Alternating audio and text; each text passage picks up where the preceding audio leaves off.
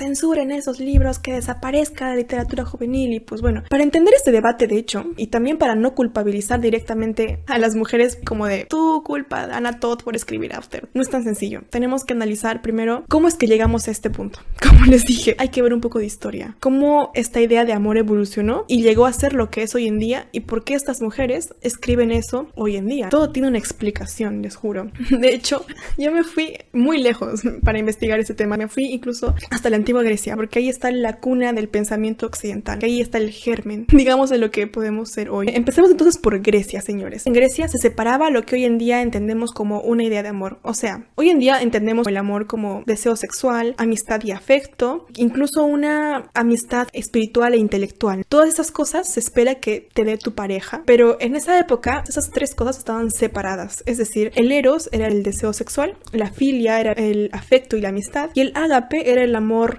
más intelectual, más espiritual. Entonces, ¿qué ocurre? Que los griegos, como tenían todo eso separado, lo obtenían de distintas fuentes. Y de hecho, el deseo sexual, que es el eros, era el que más decían que debían controlar. Se invitaba más a la moderación. Y acá la visión del deseo sexual de los griegos es muy interesante, porque lo puedes ver de hecho a través de muchos mitos griegos, cómo es que cuando ocurre este deseo sexual o se consuma, acaba siendo una situación muy trágica. Y de hecho, se idealizaban más las relaciones que tenían que ver con el ágape, esta conexión intelectual y espiritual, incluso de amistad junto con la filia. Por ejemplo, Platón en el Banquete idealiza mucho y muestra cómo de aspirable sería la relación entre dos hombres, de preferencia uno mayor que el otro, porque así puede enseñarle el mayor al menor. Con este contexto creo que está de más decirles que el matrimonio por amor no existía. El principal rol del matrimonio era el reproductivo y económico y social. Como les expliqué, las mujeres no tienen ningún derecho y no pueden heredar nada, entonces tiene que haber herencia legítima, un hijo, para que el hombre le herede sus privilegios y sus títulos y sus tierras, etcétera, etcétera, etcétera. Porque claro, en Grecia las mujeres estaban muy infravaloradas, se les veía como casi seres humanos incompletos porque no eran hombres. Y de hecho muchos filósofos como Platón y Aristóteles dudaban de si acaso tenían incluso inteligencia. Obviamente no eran ciudadanas y hasta requerían un tutor legal, que en este caso era el padre o el esposo. Así que bueno, si algo quedó para la historia de esta visión del amor de los griegos, sería en parte de que el amor es sufrir. Ellos se referían al deseo sexual explícitamente, pero claro, como el deseo sexual ahora se ha vuelto parte del concepto de amor en general que te lo da una sola persona, pues evolucionó el concepto a que en general amar es sufrir. Luego tenemos el otro mito que se originó ahí, sería el de el hombre posee a la mujer. Y de hecho esto se ve mucho en los mitos griegos. Por ejemplo, tienes a Hades y Perséfone. Literalmente él la secuestra y la obliga a vivir con él. Y más turbio aún es Zeus. El tipo rapta y abusa de quien quiere, tanto de hombres como de mujeres. Y claro, como es Zeus, nadie le puede decir nada y hasta se ve como, pasión, ¿no? Pasión y amor, pero no había consentimiento por otra parte. En fin, queda el patrón de el hombre es poderoso, la mujer es objeto de deseo y la violencia y el secuestro se justifican por amor o por destino. Así que ahí están nuestras raíces. Luego tenemos a Roma. No es tan distinto de los griegos, el matrimonio funcionaba casi igual. Las mujeres tenían algún que otro privilegio más, pero realmente nada que fuera revolucionario, pues, ¿no? En esa época en Roma se empezó a poner de moda el estoicismo, que bebe mucho de las filosofías griegas, pero pone más énfasis en lo que es el autocontrol y el dominio de las pasiones y de sus deseos. Se prioriza mucho el deber y la razón. Si es que a un soldado romano tú le decías de qué preferías, ir a la guerra o estar con una mujer y tener un encuentro apasionado, pues él preferiría irse a la guerra, ¿ok? No porque le gustara más, sino porque era su deber. Estaba muy por encima del deseo personal. No existía un individualismo tan fuerte como hoy en día. Pero sí algo interesante quedó de los romanos es el tema de que, por ejemplo, casi como a finales del imperio, no sé si ubican esta obra que es de Ovidio, El arte de amar, que es un libro que celebra el juego amoroso. O sea, muestra que este tema de enamorarse o coquetear con alguien, la conquista, no sé, puede ser algo muy divertido también. Y de hecho, en Roma era tan común el adulterio que este juego amoroso pasaba a ser necesario para mitigar literalmente el peso de la existencia. Pasaba a ser como un pasatiempo, pues. Entonces, bueno, ¿qué les digo? Igual que en Grecia, todo estaba separado. El sexo lo podías tener con un amante, el afecto podías tenerlo de tu familia, el matrimonio lo tenías con tu esposo, claramente, y tu proyecto de vida, pues, iba más por mano del imperio que por ti, ¿no? Porque el imperio decía cuál era tu rol, ¿no? Si eras soldado, era tu deber, y etcétera. Entonces, bueno, esta era la forma en la que amaban los romanos. Luego tenemos la Edad Media, y acá sí vamos a explayarnos un poco más, y es que es súper interesante. De hecho, yo leí un libro sobre cómo era el matrimonio en esta época, se llama El caballero, la mujer y el cura, que es del historiador George Duby, no sé cómo se pronuncia, pero más o menos por ahí. Les recomiendo mucho leer ese libro. Es fascinante ver cómo se veía el matrimonio. A ver, básicamente con la nueva religión, como llegó Jesús, y ustedes saben la historia, ¿no? Como Jesús llegó al Imperio Romano, la religión luego se popularizó, el cristianismo. En la Edad Media se iban a cumplir casi 1000 años de la muerte de Jesús. La gente estaba muy alterada, ¿no? Entonces, más que nunca se aferraron a las ideas religiosas. ¿Y qué decían estas ideas religiosas? Pues realmente nada innovador. Había una intensa hostilidad hacia la sexualidad humana y un desprecio a la vida terrenal. Y esto parte no porque los cristianos se lo hayan inventado, sino que ya eran filosofías que ya estaban rondando desde Grecia, ¿saben? Como en el estoicismo mismo. Se empezaba a valorar desde Grecia más cosas que no fueran el deseo sexual. Entonces, digamos que en la Edad Media explotó todo esto y dijeron ya, odiamos el deseo sexual. Y no por el sexo en sí, sino por el placer que esto conlleva. Y eso es muy interesante de analizar porque literalmente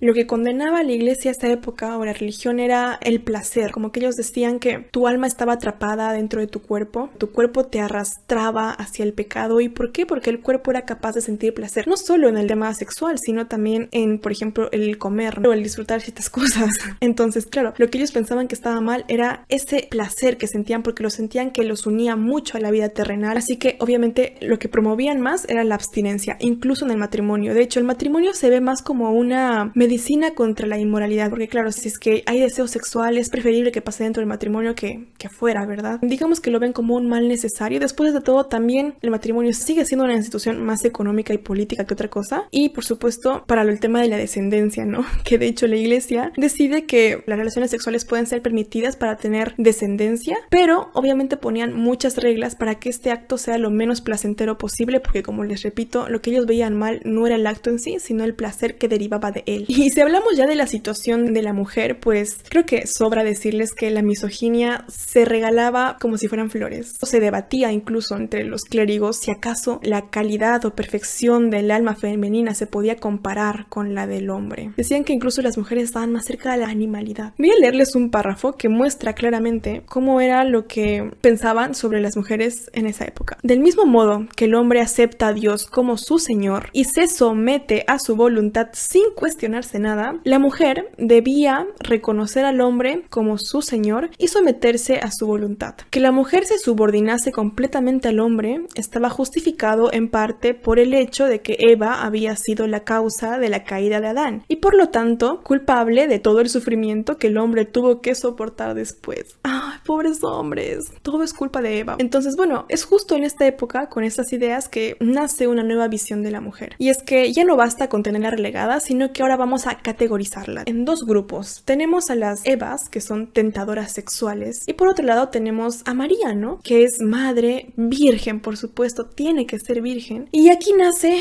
la famosa dicotomía o madre. Para que lo entiendas mejor, la mujer con la que tienes sexo y la mujer con la que te casas. ¿Me explico? Para que vean lo mucho que han sobrevivido ciertas ideas hasta hoy en día. Por supuesto, esto está de más decir que deshumaniza terriblemente a las mujeres, pero si quieres ver algo interesante es el hecho, por ejemplo, de ver que Tessa, Bella, Anastasia Steele, además de ser mujeres, tienen en común que todas son vírgenes, inexpertas, no saben nada del amor. Y lo digo porque ellas caerían en la categoría de ser María, ¿no? La mujer con la que te casas, claro. Porque claro, las mujeres que sí son como Eva, digamos, que viven su sexualidad o saben más de algo, suelen verse o retratarse en la literatura y en el arte o en las películas. Se las pone como o solteronas, o brujas, o malas, o viejas, o feas. Todas tristes y molestas. Estereotipos. En fin, ¿qué les digo? Y ya casi como a finales de la Edad Media nace el famoso amor cortés en el sur de Francia en el siglo XI. El amor cortés es un ideal de pasión exaltada entre un hombre y la esposa de otro hombre. Es una idealización, de hecho, porque este amor nunca se consumaba. Ahí nace también este mito de,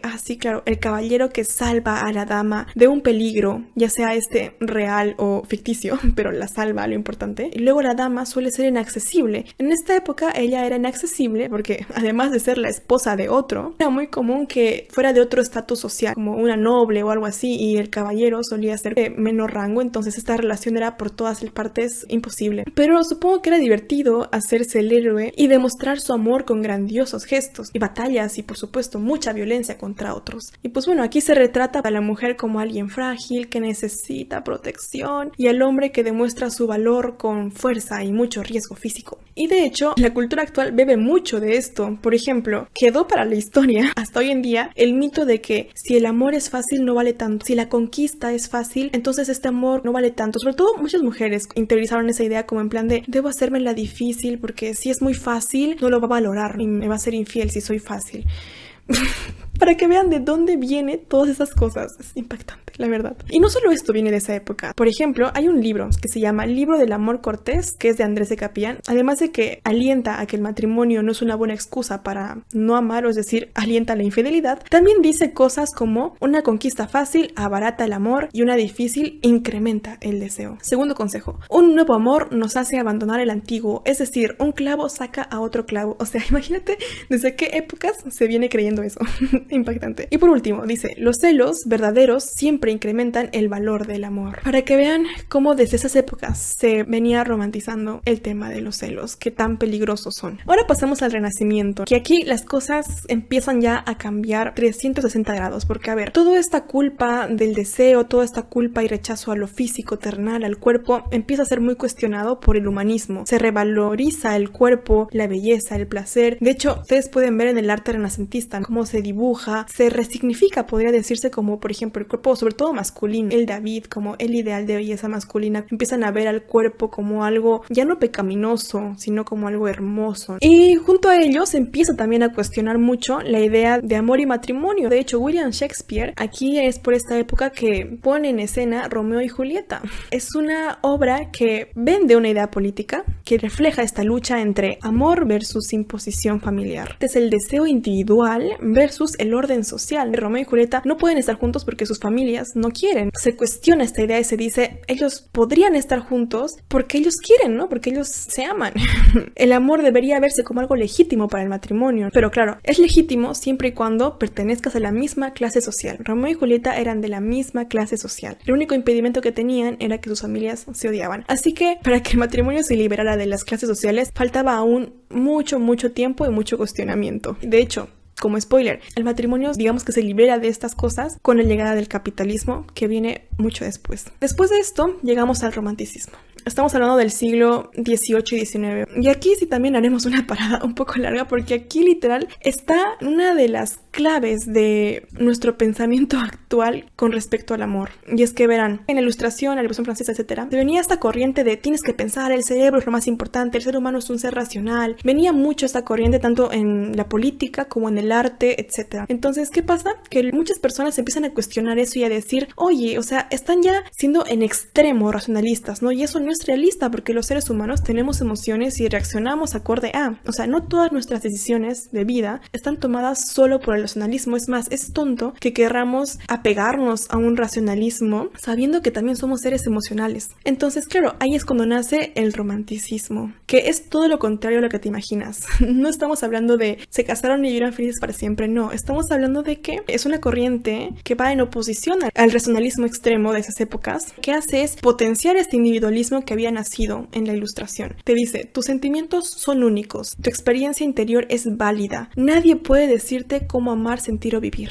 Y gente, esto es revolucionario. No tienen idea de lo revolucionario que es esta idea. Porque es en base a esta idea que el amor deja de ser solo un deber social y pasa a ser una decisión personal que puede estar basada en el sentimiento. Hasta antes de eso no se legitimaba tanto esa idea. Pero con esta ola romántica que estuvo sobre todo en el arte, en la literatura, en las pinturas, promueve esta idea. Ahí sí vino con mucha fuerza la idea de que lo que sientes es lo que legitima tus acciones. Es en esta época que a través, como les digo, del arte y todo, se empiezan a explorar emociones, sobre todo las más intensas, las que te hacen perder la cabeza y tomar todo tipo de decisiones. Por ejemplo, el miedo, la pasión, la locura, la soledad, incluso el amor, ¿no? Y es justo en esta época que les menciono todo esto, justo para llegar a nuestro libro icónico Cumbres Borrascosas. Y es que verán, en realidad Cumbres Borrascosas es una obra que bebe muchísimo del romanticismo, pero es más como un romanticismo tardío o de transición, se diría, porque justo en la época en la que Cumbres Borrascosas fue escrita y salió salió publicada, el romanticismo ya estaba perdiendo cierta fuerza. De hecho, ya estaba siendo cuestionado por irse demasiado a extremos, porque primaba tanto el sentimiento que obviamente todas las historias acababan con finales terriblemente trágicos, porque si tú te dejas llevar completamente por tus sentimientos y te entregas a la locura máxima, acaban siendo historias muy tristes, que incluyen depresiones, muertes, etcétera, o sea, de todo.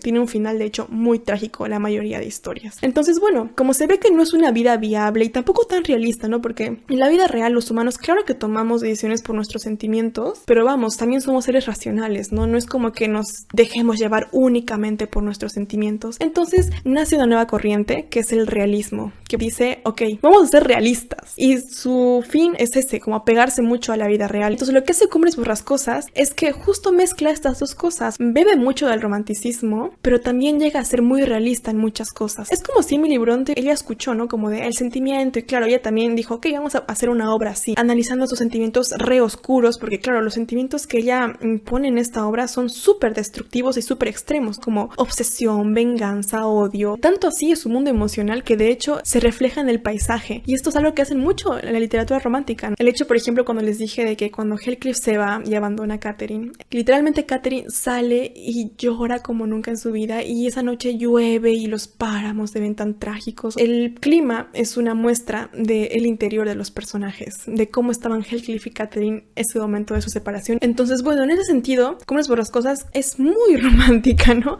Pero cuando digo que está también empapada de realismo es porque la obra es muy realista en las consecuencias que eso tiene. Porque claro, esos sentimientos no llevan necesariamente a una vida tranquila. Y quizás si hubiera sido puramente romántica esta historia, por la purita emoción de perder a Catherine, Heathcliff tal vez se hubiera suicidado, ¿no? O se hubiera hecho la automorición. Pero la obra es tan realista también en el hecho de cómo está contado, porque a ver, Emily Bronte fue muy cuidadosa en la forma en la que contó esta historia, porque justamente la que cuenta la historia es la señora Nelly. La señora Nelly todo el tiempo está opinando sobre esa relación, todo el tiempo está diciendo que le parecen que esos dos son monstruos, que ya saben, no son humanos, que esos dos son lo peor del mundo, que son horribles, que Catherine es muy malcriada, que Heathcliff es un asco, que es un salvaje. Todo el tiempo está opinando. Entonces, si lo lees desde su perspectiva, es muy difícil que tú llegas a decir, ay, tan lindos, qué aspirable esta relación. Es difícil, pero pasó. Literalmente, Emerald Fennell no fue la única que al leer este libro vio una historia romántica. También le pasaron a muchas otras mujeres, y entre ellas a Anna Todd, que es la escritora de After. Pues bueno, ustedes se preguntarán, ¿cómo es que, siendo que Emily Bronte fue cuidadosa, cómo es que tantas mujeres hoy en día han leído esta historia de Cumbres Borrascosas como algo aspiracional y deseable sobre todo? Y la respuesta nos las puede dar el mismo romanticismo, porque a ver, es en este movimiento que nace esta idea de que lo emocional tiene tanto peso que lo emocional se vuelve una prueba de verdad. ¿A qué me refiero? Si yo siento mucho por esta persona, ¿eso es suficiente para legitimar que este amor es verdadero o que este amor vale la pena? Y generalmente cuando uno siente mucho no necesariamente siente cosas bonitas, ¿no? Uno puede sentir como dolor o tristeza o angustia, celos o obsesión. Son emociones muy fuertes que te pueden hacer sentir mucho, ¿no? Entonces, si el romanticismo vendía esta idea como de, ok, tus emociones son suficientes para actuar en tu vida, entonces queda la idea de que el amor verdadero tiene que ser sinónimo de intensidad emocional, porque lo emocional valida el actuar. No sé si me explico, pero básicamente hoy en día muchos psicólogos hablan de eso, ¿no? Como que dicen de, ok, tú puedes amar mucho a alguien, tú puedes sentir mucho por alguien, pero el amor no siempre es suficiente. Que ames a alguien no significa que debas quedarte, de hecho a veces es mejor irte, en fin. Básicamente que lo emocional no es suficiente justificación para que tú digas que amas a alguien o sigas en una relación. El amor sano, que es el que hoy en día se habla mucho, de un amor tranquilo en el que tú puedas sentir que estás seguro, segura, en el que puedas vivir una vida tranquila y en paz, mucha gente lo ve como de, si no hay intensidad emocional, si no hay algo que te vuelve loco, entonces no puede ser amor verdadero. Así de lejos llegaron estas ideas del romanticismo, para que vean. Y de hecho es en esta época también que nace la idea de que en el amor todo está permitido, básicamente. No es que ellos dijeran eso, pero de alguna forma también, como les digo, con todo este mensaje la idea evolucionó y quedó un poco así, ¿no? Como de, el sentimiento es tan grande que puedo hacer lo que sea y es legítimo, ¿no? Porque es el sentimiento lo que me está llevando por el amor que tengo, en fin. justificaciones que son dañinas, que no deberían pasar. Es así como llegamos al siglo XIX. Y aquí pasan cosas re importantes que van a cambiar por completo también la forma en la que se ve el amor y van a perfilar, porque de hecho es en esta época, en el siglo XIX y siglo XX, donde se perfila por fin, digamos, completo este paquete al que llamamos amor romántico. Ocurre por varios cambios importantes. El primero, el tema de la industrialización y el capitalismo. Luego es el tema del secularismo y el feminismo. Y vamos a empezar con el tema del secularismo. Antes la iglesia tenía mucho poder. Había muchas funciones sociales que estaban a cargo de la iglesia. Entre ellos, por ejemplo, la educación. La iglesia era la que se encargaba de educar a algunos pocos, porque no todos tenían derecho a educación. Con el tiempo, la educación pasa de estar de manos de la iglesia, pasa a estar a manos del Estado. El Estado es el que se encarga de esas cosas ahora. Pasa lo mismo con las leyes. Por ejemplo, antes la religión jugaba un papel muy importante en el tema legal y en el tema de sanciones también. Y ahora todo eso se desligó y el único encargado de poner sanciones, ya saben, penas, cárcel, etcétera, y leyes es el Estado. La iglesia básicamente pierde poder y con este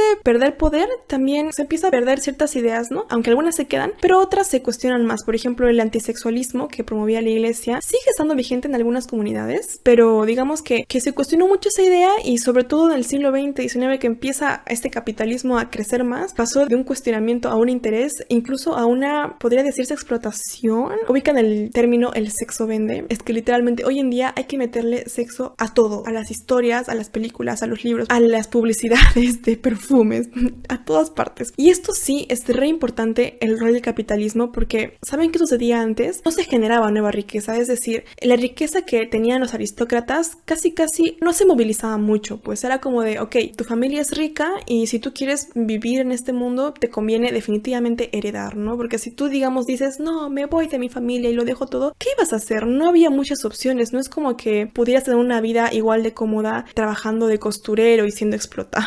La gente dependía mucho de su familia y de lo que le pueda dar, ¿no? Porque no había este movimiento económico tan brutal que hay hoy en día. Hoy en día, literalmente, es posible la independencia económica total de un individuo. La familia, digamos que perdió ese peso, pues, ¿no? Y para bien y para mal, no sé. Muchos dirían que para bien, ¿no? Porque finalmente el tener tu independencia económica también te hace ser libre en tus decisiones. Ahora puedes elegir con quién casarte independientemente de arriesgar la vida, ¿no? Y esto es muy curioso porque la dinámica cambia. El matrimonio siempre implicó una transacción comercial también. Antes pasaba el dinero de las manos del padre de la novia, se daba una dote a la familia del novio. Pero ahora, con el capitalismo, el dinero ya no pasa de padre en padre, sino de los amantes al mercado. Piensen el tamaño del mercado del amor, llamémoslo así. Y es más grande de lo que creen, ¿eh? Porque, a ver, empieza desde antes. Desde, ok, muchas personas se dicen, voy a conseguir pareja este año. ¿Qué hacen? Pagan una suscripción a Tinder, o van al gimnasio y pagan una suscripción al gimnasio, o van al salón de belleza, o se hacen una operación estética. Y luego vas a la cita romántica, tienes que pagar al mesero, al restaurante, al karaoke, tienes que pagar el taxi. Y luego, cuando ya se casan, Dios, la cantidad de dinero que mueven los matrimonios. Cuanto más extravagante es mejor, ¿no? Un montón de plata. Y luego, claro, tienes hijos y compras más y consumes más. Y ustedes ya saben, se imaginarán lo mucho que le conviene al capitalismo que nos enamoremos de esa forma. Le conviene vendernos estas ideas, ¿no? Ponte de compra el anillo más caro, el de diamantes, ¿no? Porque al único que le conviene realmente, de nuevo, es al capitalismo. Lo mucho que se nos exalta a través de la publicidad de los medios a vivir el amor de esa forma, ¿no? Porque claro, un amor en el que no regalas cosas, un amor en el que no sale necesariamente a consumir, ¿no? Como restaurantes o karaokes, o no le conviene al capitalismo. Salir al parque y hablar no le conviene al capitalismo, le conviene que cuanto más consumas mejor, entonces te vende nuevas experiencias, te vende nuevas cosas. En fin, a finales del siglo XX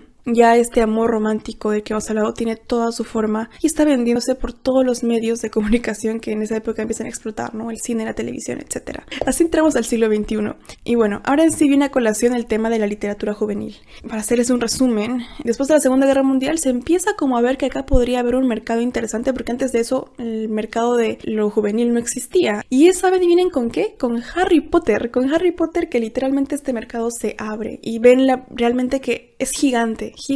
Literalmente Harry Potter marcó un antes y un después en el tema de literatura juvenil. Gracias a Harry Potter ahora existe de hecho la categoría juvenil, ¿saben? Que abre paso a otras sagas como Crepúsculo, que salió en el 2005, Wattpad del 2006 se creó. Se volvió popular, digamos, en el 2011. Muchos fanfics hoy en día se deben a Wattpad, mucha literatura se debe a Wattpad. Wattpad cambió el mundo.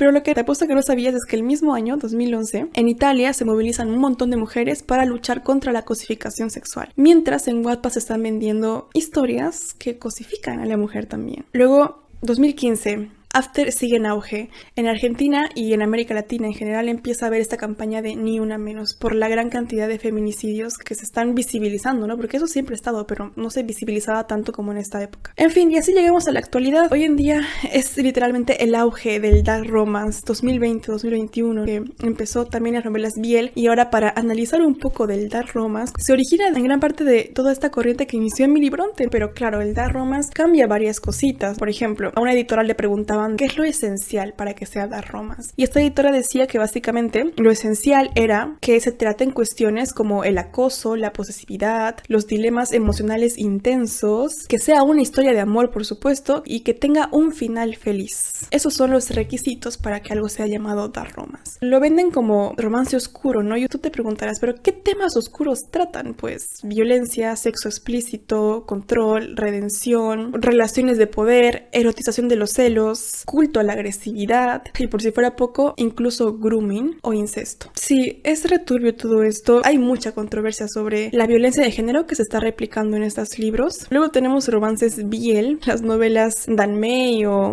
Boys Love, que son entre dos hombres, y esto es muy interesante, ¿no? Porque son escritos por mujeres heterosexuales para un público de mujeres heterosexuales. Eso es lo más turbio de todo. Literalmente el 88% de los fans son mujeres heterosexuales. Entonces, yo investigando me pregunté por qué a las mujeres heterosexuales les interesa tanto estos libros, ¿no? Y muchas decían que era justo porque, como eran dos hombres, había muchas cosas de los roles de las parejas heterosexuales que ya no estaban, como que había cierta igualdad, entre comillas. Al final, eso también es cuestionable, porque si tú ves la gran mayoría de estas novelas, si bien es cierto, hay cosas que ya no siguen de las dinámicas heterosexuales, hay otras tantas que continúan, a pesar de ser un romance entre dos hombres. De hecho, de esto ya se han quejado bastantes personas, sobre todo gente de la comunidad LGTB, hombres gays, que ven eso y dicen, están replicando a las mujeres dinámicas heterosexuales en dos hombres, y al final es la misma cosa. La idea de amor sigue ahí como algo tóxico, posesivo, porque siempre hay uno que es el más femenino, el otro es más masculino, uno es el que protege, el otro es el débil y frágil, los mismos roles de siempre. Incluso muchos hombres gays dicen que esto podría ser hasta fetichista de parte de las mujeres. Es súper loco que tantas mujeres ahora estemos como luchando por nuestros derechos y todo el show, y al mismo tiempo estemos consumiendo y replicando en lo privado estas dinámicas, ¿saben? Y no hace falta ir a una librería y ver la cantidad de libros de este tipo que tienen y se venden como pan caliente para darnos cuenta de que un culo de mujeres lo están leyendo. Y no solo leyendo, sino que es muy probable que sin querer estén replicando eso también en sus vidas. Como dicen, de hecho esto ya venía diciendo las feministas desde hace mucho tiempo, cambiar lo privado es mucho más difícil que cambiar lo público. Lo público lo puedes denunciar, podemos ir a marchas, podemos denunciar que nos acosan en la calle, pero claro, en lo privado es muy difícil que dejemos de pensar que ciertas cosas son románticas. No quisiera irme como criticando del todo estos libros, porque de hecho tienen cosas muy buenas también, en el sentido de que, a ver, el que ahora estos libros tengan una narración tan íntima o estén escritos en primera persona, pues no es casual. Están poniendo el deseo femenino en primer plano, están hablando de los dilemas emocionales que tienen las mujeres, sus cuestionamientos. Claro, todo esto muy mezclado con la fantasía y toda la réplica que hacen de los roles de género sin querer. En fin, la cuestión es bien compleja, pero si tuviéramos que culpar a alguien, pues la verdad, como ven a lo largo de la historia, la mujer ha estado en una posición de desventaja, y de hecho quizá la mujer aprendió a verse a sí misma así porque los medios lo tenían dominado a los hombres y había mucho male gaze, que es básicamente mirada masculina. Entonces una crece aprendiendo a verse a sí misma también así, ¿no? Como un objeto, etcétera. Entonces estos libros también pueden ser una consecuencia de eso, así que esa es la conclusión. Ambos géneros perpetúan estas ideas, y ¿saben de qué manera hoy en día los hombres la perpetúan? Porque claro, por siglos la perpetuaron los hombres a través de las historias que creaban, de los libros que escribían, etcétera. Pero hoy en día que las mujeres también pueden escribir, lo que ellos hacen para perpetuar esto es no leer a mujeres. Es muy común que los hombres lean a más hombres y las mujeres estamos acostumbradas a leer a hombres y a mujeres. ¿Ven la diferencia?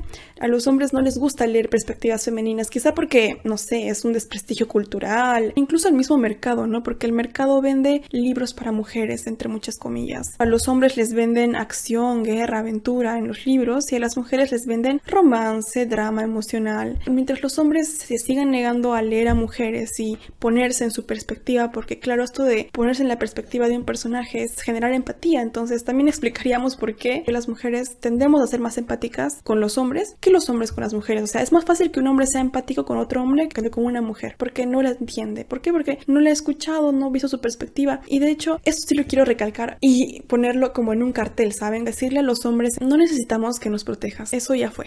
Eso nunca tuvo sentido. Todos podemos valernos por nosotros mismos y debemos cuidarnos entre nosotros. Punto. Lo que necesitamos realmente, lo que va a hacer realmente un cambio, es que nos escuches. Eso es lo más importante. Con respecto a esta polémica sobre la censura, ¿debemos censurar las romas?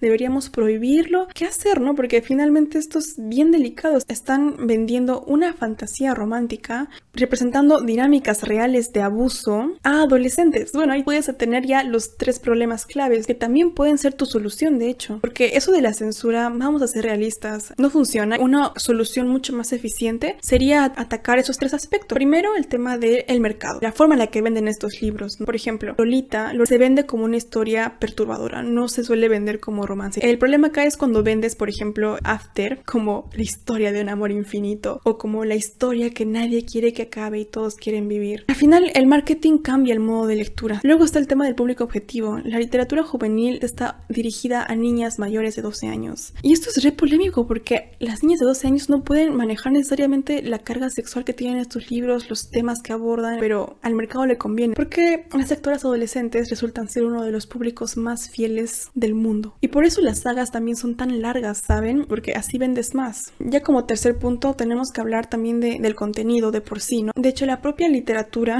se puede depurar de estas cosas por sí sola. ¿Y a qué me refiero con esto? Pues básicamente algo muy simple, y es que existe algo llamado calidad literaria, y parte de esa calidad literaria es un pacto, digamos, el pacto de ficción entre el autor y el lector. Y este pacto de ficción consiste en que mientras yo lea este libro y me crea todo lo que tú dices, se vuelve entretenido y lo quiero seguir leyendo, pues la obra sobrevive. Y lo bueno es que este pacto de ficción cambia con la edad. Por ejemplo, vende After a un público mayor a 18 años.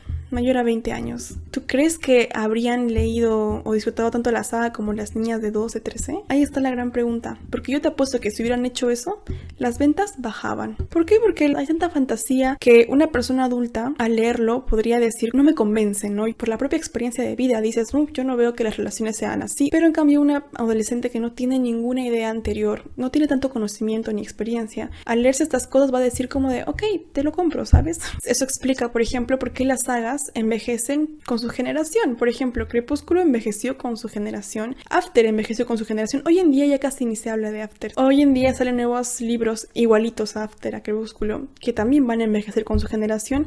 Lo que pasa es que estas niñas se crecieron, por ejemplo, con Crepúsculo, crecieron y al releer el libro se dan cuenta de que ya no es lo mismo, ¿no? No hay grandes dilemas, hay mucha fantasía, la calidad literaria realmente no es muy alta y pasa de moda y luego salen nuevos libros parecidos para las nuevas generaciones. Al final la literatura no tiene ningún deber como de ser moral o de ser realista, ¿no? La literatura está para explorar la condición humana y puede ser muy perturbadora realmente. El punto es con cuánta calidad literaria lo hagas, ¿no? Porque si lo haces con una calidad muy baja, el lector no se va a creer tu ficción y con el tiempo se va a olvidar. Es por eso justo que, por ejemplo, obras como Cumbres Borrascosas han sobrevivido muchos años y obras como After, literal, casi ya no se hablan tanto. Cumbres Borrascosas, a diferencia de After, tiene mucha coherencia interna. Tú le encuentras sentido a todo tiene sentido. En cambio en After los personajes están tan pobremente construidos que cuando lo vuelves a leer ya no encuentras nada más. Solo lo ves incluso más plano que antes, incluso con menos sentido, incluso te das cuenta que es más repetitivo de lo que era en un principio. Si algún libro bueno queda de toda esta avalancha de literatura juvenil, pues el tiempo lo dirá. No sé cuáles serán, pero el tiempo lo dirá. Por último, yo creo que sí es muy importante que la literatura juvenil siga existiendo. Los adolescentes necesitan identificarse con algo y más allá de eso también necesitan tener recursos para poder aprender sobre el mundo, ¿no? Sobre qué es el amor, cómo se ven las relaciones, cómo se viven, pero necesitan tener buenos recursos porque los que tienen actualmente son muy deficientes. De hecho, varios colectivos feministas han estado haciendo como trabajos que les dejaré justo en la descripción como para tratar de erradicar estas cosas, sobre todo a nivel de escuelas, ¿no? Ya que el Estado no lo va a hacer. Lo importante sería que alguien lo haga, ¿no? Leer estas cosas críticamente. Por ejemplo, si se está poniendo de moda esta saga Alas de Sangre, lo que se debería hacer en las escuelas es, ok, cojamos ese libro y analicémoslo, ¿no? Leámoslo críticamente juntos con un apoyo de alguien que sepa de estas cosas. Generar conversación entre los adolescentes y justamente cuestionar estas cosas, explicarles qué cosa no está tan sano, qué los personajes actúan así. O sea, todo tiene un porqué, ¿saben? Y es importante para justamente no perpetuar estos roles de género y todo este tema del amor romántico. Entonces, bueno, por último, creo que también ayudaría mucho que haya otras alternativas de lectura. Si tuviera que recomendarles, por ejemplo, tiene Heartstopper, que también bebe un poco de los roles de género, la verdad, como heterosexuales, pero digamos que un poco más leve, no tan alto. Sobre todo, yo recomendaría más que nada por el tema de su dinámica, es un poco más sana que la mayoría de las dinámicas que nos venden, así que de vez en cuando es bueno ver cómo se vería un amor un poquito más sanos. Y bueno, otro libro que me encanta, que sí es realmente algo mucho más realista, es Éramos unos niños, de Patti Smith. Literalmente es un libro de memorias donde ella escribe la historia de amor que tiene con el artista Robert Mapplethorpe, que es, le juro, la historia de amor más linda que he escuchado. Es que básicamente muestra cómo el amor se transforma con el tiempo, ¿saben? Porque claro, ellos inician en una situación muy difícil y se vuelven novios, pero el amor evoluciona y a pesar de que ella se casa después, a pesar de que él descubre que también le gustan los hombres y decide tener otra vida aparte, al final la relación entre estos dos está allí y tienen un vínculo tan fuerte y tan lindo que hasta el último día de su vida de Robert, Patti estuvo allí, ¿saben? Como amiga, con un amor muy grande, la verdad. Entonces, bueno, les recomendaría mucho eso. Hay muchos libros que exploran el amor desde otras perspectivas. Por ejemplo, tienen Pura Pasión de Annie Ernaux si quieren abordar este sentimiento descontrolado de pasión.